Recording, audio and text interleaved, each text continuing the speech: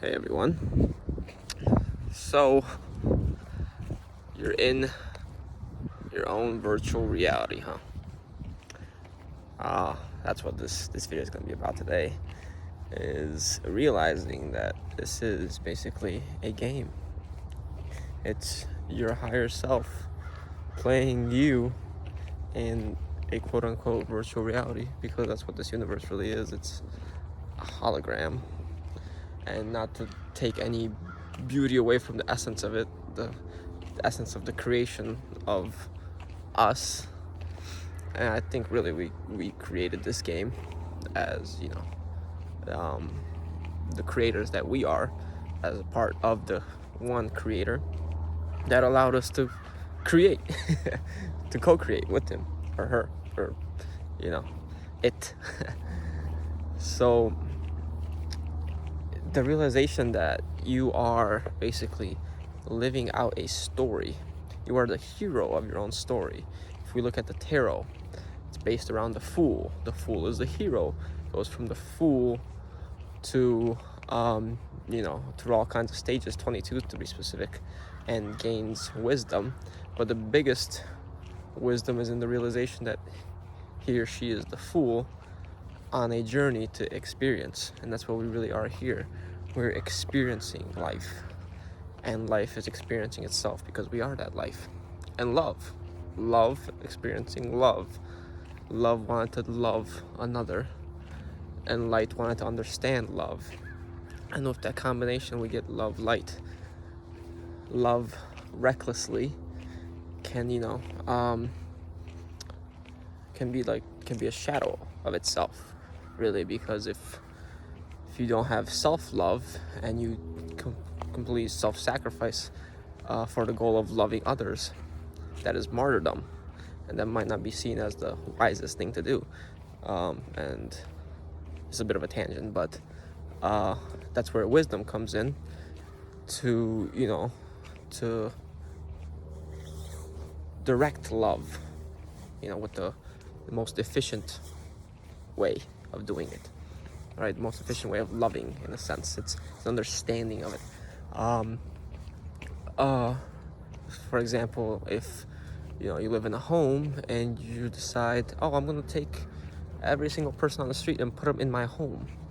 Well, that may be loving, but it's not wise, because then you may ruin the home altogether, and then those people still end up homeless because now your home's gone and now you're homeless too, right? So a wiser, more loving, or a wiser yet also loving thing would be maybe to create homes for others, right? To build more homes. But anyways, back to the whole virtual reality idea. When we have an issue with controlling sometimes, right? All of us want to be certain that we're going on the right path, that we are in control of our lives, that we are the director of our lives. And this is coming from a good place, really, because we want to create. We want to be the creators, right? We want to experience what we want to experience. Now, the thing with fate is that we don't believe we have decisions that we can make. We believe everything is so carefully orchestrated that none of our decisions are really our decisions. And this, may create a sort of crisis within, because then it's like, no matter what I do, it doesn't matter. In a sense, yes, no matter what you do, doesn't matter, because you'll always end up on the right path, I believe, right? So no matter which path you take, although your path may be longer, you'll end up back to the path that you need it to be. But this is where our ego intervenes. Our ego says, no, the longer path is better because I want it to be. And then we begin chasing these egoic desires, such as the fancy car, or house, or the trophy wife or husband, or something like that. And we believe that is what will make us happy. But really, we weren't listening to our soul's desires from the beginning, which would have been the shorter path, really. So when you engage with the ego, those paths are simply dead ends, because in a sense, actually they loop from my idea, they loop back to your path, right? So you're kind of taking like a detour. So you take this detour, and it ends up eventually costing you more time, right? In the grand scheme of it all, it doesn't matter because there's no time, and the 100 years or even 100,000 years extra it may have taken you to realize certain things is nothing in the concept of infinity. When you live forever, you're immortal in spirit. So it's basically, it creates maybe a temporary satisfaction, but only leading to a greater suffering when you realize, I did all these things that the ego had me do, and now I only want more because I'm still unfulfilled, right? So that's basically the essence of, the virtual reality, the game. Because let's pretend you're playing a game, right? And in the game, it's, kind of like a mission game. You have a mission to complete, okay? And then your character just starts doing all these things that you don't want him or her to do. It basically takes off and does its own thing, right? And you're like, dude, we're trying to create or complete the missions here. That's the point of the game. We came here with a mission, right? To do something. And you're off sitting on a bench the whole game or something, or I don't know. You're, off chasing girls and cars and stuff while we got this mission to do.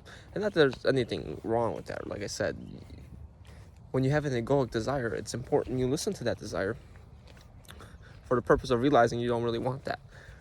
So if you really feel this deep drive, I gotta get this, and go get it. Go do everything in your power to get it, so that you can finally realize that you didn't want it, right? Jim Carrey said, I want everyone to be rich and famous so that they can realize that they didn't really want to be rich and famous, right? So basically, our higher self is guiding us, our the player behind the screen, quotations, is giving us nudges and an intuitive sense of where to go. But when we're scared, when we're in fear, when we listen to our ego because we think we know best, we don't end up exactly ready to go because we've chosen a longer path. For example, society tells you, you need to get a job, you need to get a career, you need to make money, you need to have a family, you need to do all these things so that you can fit into society, into the box that society may have created. Obviously, we're on the precipice of a great awakening, really, and that's all pretty much changing right now. More and more people are awakening to this. But what if all along you wanted to be an artist, a musician, a writer? You just really didn't want to do any of that, but your ego tells you, no, you have to do it, because how are you going to survive? So that element of fear comes in, like, if you don't do it, you're gonna, be homeless or something like that. And we need to recognize these beliefs, these limiting beliefs, and realize they are not our own. They are of a society that was designed to limit us, to create a work without passion, a work without soul, a life in general without soul. Because the more we listen to our ego, the less we listen to our soul. So when we are able to subside that negative voice inside our head, that fearful one that may be pushing us to do things we don't really want to do, we let our soul, our spirit, our higher self begin to connect with us more, and intuitively and maybe even telepathically guide us to a more fulfilling life, one that provides greater happiness for us. Now, there's obviously lots of growth, and we're here for that growth element as well, that would be provided by living in that shadow, living in that fear. And that's what we came here to sort of experience as well.